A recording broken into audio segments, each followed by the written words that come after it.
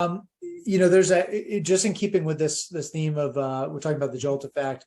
I think for customer experience leaders and customer service leaders, oftentimes the sales experience isn't considered as part of the broader customer experience. And I think this is where a lot of customer loyalty is built or destroyed. And what'll often happen is you might get your customer to make a decision. You might actually kind of drag them across the finish line and get ink on a contract.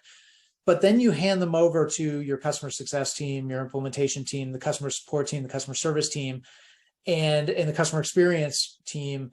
And that is a customer who their indecision might not have been fully dealt with and managed by the salesperson. And they show up at our doorstep, if you will, doubting the decision they've made, wanting to recant that decision, wanting to backtrack, wanting to get out of the contract. That becomes a really hard customer for the rest of the organization to deliver value to. Yeah. And a lot of the seeds of that attrition, that churn, that negative experience, a lot of that is actually planted much earlier in the sales experience. And oftentimes a function of salespeople who just kind of, pound on that customer and drag them across the finish line and manage to get ink on a contract, but the customer doesn't feel like they've made a great decision and they're immediately second guessing it. And they're looking for, how do I get out of this?